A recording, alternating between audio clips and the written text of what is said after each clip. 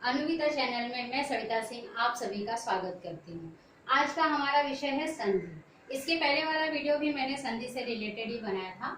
अब उसके आगे के पार्ट में हम आगे बढ़ेंगे। एक बार मैं फिर बताना चाहूंगी, संधि संधि का अर्थ है जोड़। और मैंने बताया था कि संधि के 3 प्रकार हैं, स्वर संधि, व्यंजन संधि और विसर्ग संधि। स्वर संधि में जब स्वर और स्वर आपस में मिलते हैं तो उसे हम स्वर संधि कहते हैं। व्यंजन संधि में जब व्यंजन और स्वर और व्यंजन का मेल होता है तब वो व्यंजन संधि बनता है।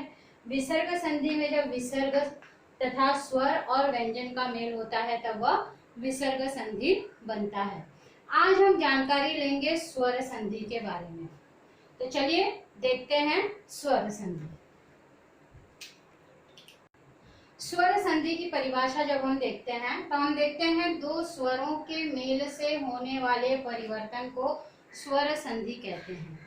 2 स्वरों का मेल, 2 स्वरों का मेल अर्थात ये जो हमारा प्लस का साइन है, जब हमें संधि बनानी होती है तो हम उस संधि को बनाने के लिए जो भी शब्द दिया होगा उसे हम 2 भागों में विभाजित कर देते हैं। मैंने इसके पहले वाले वीडियो में भी बताया था, ये पहला शब्द होगा, यहाँ पर दूसरा शब्द होगा। जैसे मैं यहाँ पर लिखती हूँ विद्यालय। अब मुझे इस विद्यालय शब्द का संधि विच्छेद करना है, तो इस विद्यालय शब्द को मुझे 2 ऐसे भागों में विभाजित करना है जिसमें कि इसका जो पहला भाग है वह भी मीनिंगफुल होना चाहिए और जो इसका दूसरा भाग है वह भी मीनिंगफुल होना चाहिए। अगर मुझे विद्यालय इस शब्द को 2 भागों में बांटना है तो मैं लिखूंगी विद्या धन आलय, विद्या धन आलय। अब इसमें मैंने ये भी बताया था कि जब हमें वर्णों को देखना होता है, जो 2 शब्द हमने बनाए हैं उन शब्दों के जब वर्णों को हमें देखना होता है तो हम देखते हैं पहले शब्द का अंतिम वर्ण और दूसरे शब्द का पहला वर्ण। इन दोनों के कारण जो परिवर्तन आता है उसी परिवर्तन को हम क्या कहते हैं? संधि बनाना कहते हैं। अब हम यहाँ बात कर रहे हैं स्वर संधि की, लेकिन जब हम संधि की परिभाषा देखते हैं तो 2 शब्दों के वर्णों के मेल से बने शब्दों को संधि कहा जाता है। लेकिन स्वर संधि में क्या है? 2 स्वरों के मेल से होने वाले परिवर्तन को स्वर संधि कहते हैं। अब 2 स्वरों की अगर हम बात करते हैं तो मैंने यहाँ पर लिखा है कि स्वर हमारे कितने हैं। यहाँ पर मैंने दिखाया है हमारे स्वर कितने हैं? 11 हैं। अ आ इ ई उ ऊ ए ए ओ औ और री, ये हमारे पूरे 11 स्वर हैं। इनका जो है स्वर संधि में बहुत बड़ा योगदान है। स्वर अ आ इ ई उ ऊ ए ए ओ औ और री। जैसा कि हम देख रहे हैं कि यहाँ पर कुछ ऐसे अक्षर हैं जिनको हमें बोलने में कम समय लग रहा है और कुछ ऐसे अक्षर हैं जिनको बोलने में हमें अधिक समय लग रहा है। जैसे अ आ इ ई उ ऊ ए ओ औ और री। तो जब हम आगे की संधियों के बारे में जब बात करेंगे तो उसमें हम देखेंगे दीर्घ स्वर और लघु स्वर। इन दोनों स्वरों का भी उसमें बहुत बड़ा योगदान होता है। अभी तो फिलहाल हम देख रहे हैं कि 2 स्वरों के मेल से। अब 2 स्वरों का मेल कैसे होता है? ये तो हमारे स्वर हो गए, परंतु हमने ये भी देखा है कि जो ये स्वर जो है वे स्वतंत्र होते हैं, यानी इनको बोलने के लिए हमें किसी और की आवश्यकता नहीं होती है। लेकिन जो व्यंजन होते हैं, यदि हम व्यंजन की बात करें, जब हम व्यंजन की बात करते हैं तब हम लिखते हैं क ख ग घ अंग च छ ज झ ञ क से लेकर के ज्ञ तक के सारे हमारे क्या हो जाएंगे? व्यंजन हो जाएंगे। परंतु व्यंजन जो है उनका स्वतंत्र अस्तित्व नहीं होता। व्यंजन अगर स्वतंत्र रूप से लिखे जाएंगे तो उनके नीचे इस तरह से हलंत का चिन्ह होगा। अगर उन्हें हमें बोलना है क, पूरी तरह से अगर हमको बोलना है तो उसके साथ में हमें स्वर का भी प्रयोग करना होगा। यदि हम जैसे व्यंजन, व्यंजन का अर्थ है जब हम भोजन के रूप में व्यंजन का उपयोग करते हैं, तो व्यंजन अर्थात एक से अधिक चीजें मिक्स करके जो बनाया गया है उसे हम व्यंजन कहते हैं। तो उसी तरह से जो ये व्यंजन है, हर व्यंजन के साथ में अ स्वर लगा होता है। अगर हमें क स्वतंत्र रूप से लिखना होगा तो हम उसके नीचे हलंत लगाएंगे, परंतु क अगर हमें पूरा लिखना है, हलंत वाले क जो होंगे, हलंत वाले जो व्यंजन होंगे वे आधे होते हैं, तो ये आधा क है। अगर हमें इसे पूरा लिखना है तो हम क्या करते हैं, क धन अ बराबर क, इस तरह से ये व्यंजन पूरा होता है। तो हमें ये ध्यान में रखना है कि हर व्यंजन के साथ में अ स्वर लगा हुआ है, इसीलिए उसे हम व्यंजन कहते हैं। हर व्यंजन के साथ में अ स्वर जुड़ा हुआ है। तो हम ये चीज बताने का यहाँ पर यही मतलब है, क्योंकि हमें जो स्वर संधि है उसमें हमें इन सारी चीजों को उपयोग में लाना है, इसीलिए इन सारी चीजों को मुझे यहाँ पर बताना बहुत ही जरूरी था।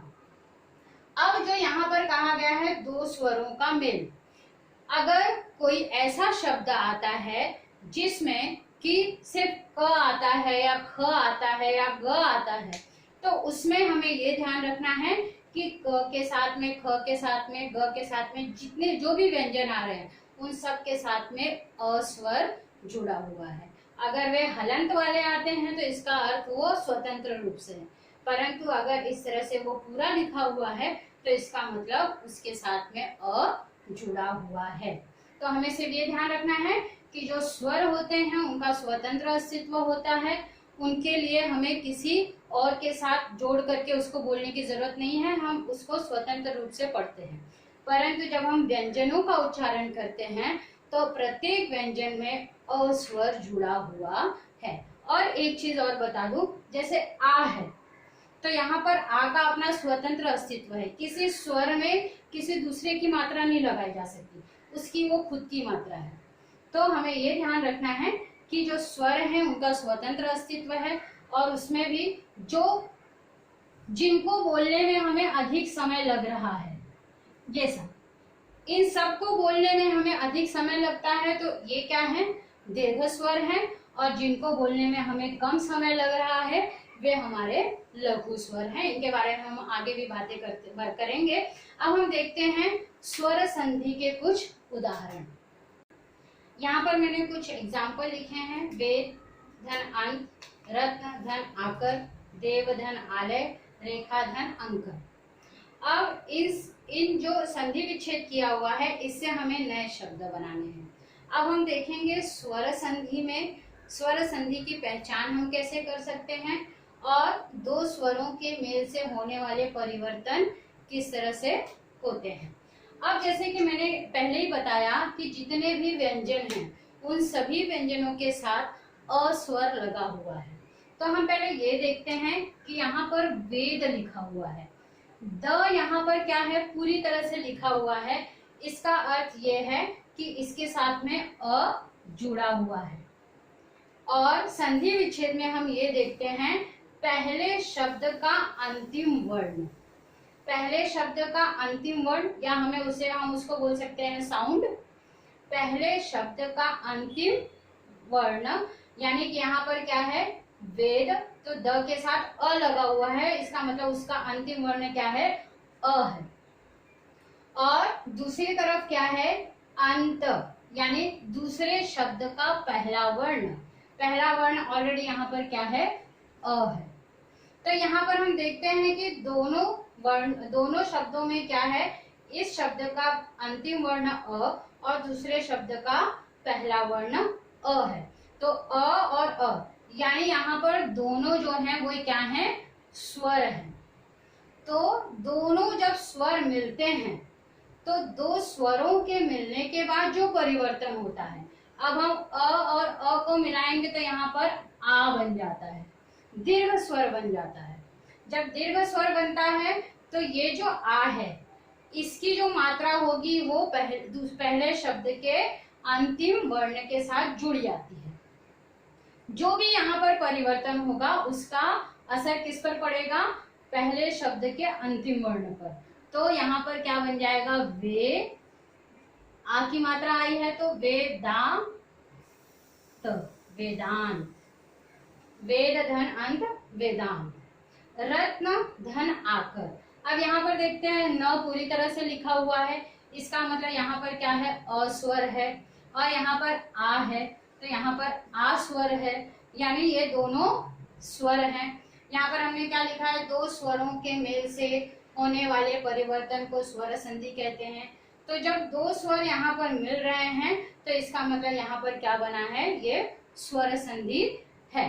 अब यहाँ पर जब हम इसको जोड़ते हैं तो अ और आ से आ बन जाता है। ये फॉर्मूला मैं आपको बताऊंगी आगे की संधि में। अ और आ मिलाकर क्या बन गया, आ बन गया। तो आ की मात्रा कहाँ लग जाएगी, न में, रत ना कर। देव धन आलय, देव वह पूरी तरह से लिखा हुआ है, इसका मतलब यहाँ पर अस्वर है और यहाँ पर आ है। जब दो स्वर मिले तो क्या बन गया, स्वर संधि बन गया। अब इसका रूपांतरण क्या हो जाएगा, देवालय। इसी तरह से यहाँ पर देखते हैं रेखा, आ है, इसका अंतिम वर्ण क्या है, आ की मात्रा है, इसका मतलब आ है, और यहाँ पर क्या है, अ है। तो आ और अ यानी दोनों क्या हैं, स्वर हैं। तो दो स्वर जब मिल रहे हैं तो क्या बन रहा है, स्वर संधि। तो यहाँ पर क्या बन जाएगा, रेखांकन। और स्वर संधि को पहचानने का एक और अच्छा तरीका है, जैसे यहाँ पर हम देखते हैं जब हमें कोई भी शब्द दिया गया है और उसका हमें संधि विच्छेद करना है तो हमें सिर्फ उसमें ध्यान देना है, बीच में जहां से हमको उसको अलग करना है वहां पर हमें ध्यान देना है। यहाँ पर आ की मात्रा आई है, यहाँ पर आ की मात्रा आई है, यहाँ पर आ की मात्रा आई है, यहाँ पर आ की मात्रा आई है। तो जो दीर्घ स्वर है, जब उन स्वरों में यानी उन शब्दों में जब हमें दीर्घ स्वर दिखाई देते हैं तो इसका मतलब वो क्या है, स्वर संधि के अंतर्गत आ जाते हैं। इसका एक एग्जाम्पल और मैं दूंगी। अभी हमने देखा कुछ आ की मात्रा वाले उदाहरण जो कि स्वर संधि के उदाहरण थे। अब हम देखते हैं ई और उ की मात्रा वाले स्वर संधि के उदाहरण। अब यहाँ पर मुनि धन ईश्वर, अगर हमें इससे शब्द बनाना है तो हम क्या करेंगे, मु। अब यहाँ पर आपको देखना है, यहाँ पर न है परंतु उसके ऊपर छोटी ई की मात्रा है, छोटी ई की मात्रा, और यहाँ पर बड़ी ई है, यहाँ पर बड़ी ई है।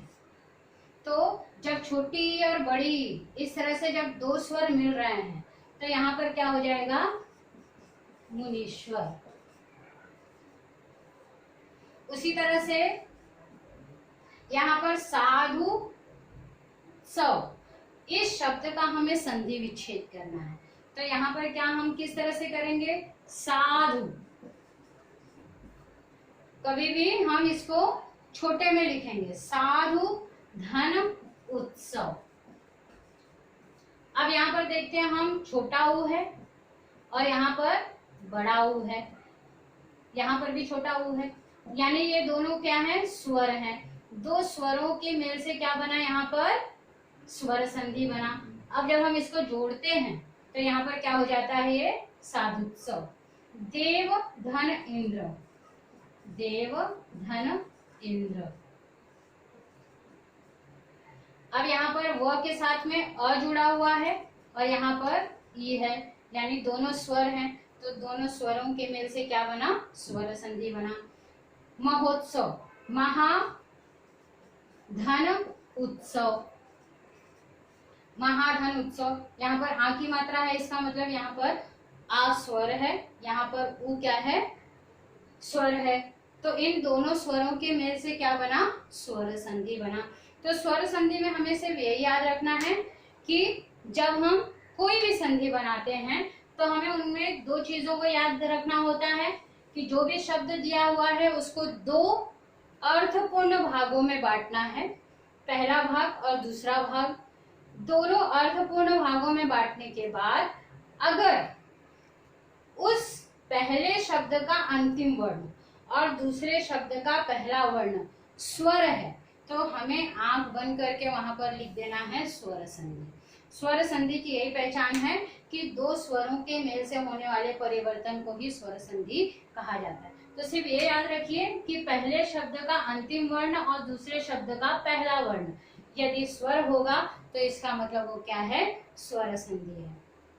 आशा है आपको स्वर संधि का ये वीडियो पसंद आएगा। अब हम देखते हैं कि स्वर संधि के कितने प्रकार हैं। अब हम देखते हैं स्वर संधि के प्रकारों को। स्वर संधि के 5 प्रकार हैं, दीर्घ संधि, गुण संधि, वृद्धि संधि, यण संधि और अयादि संधि। अब इन संधियों के बारे में हम एक एक करके अलग अलग वीडियोस बनाएंगे। उन वीडियो में हम इन सारी संधियों के बारे में विस्तृत जानकारी आपको देंगे।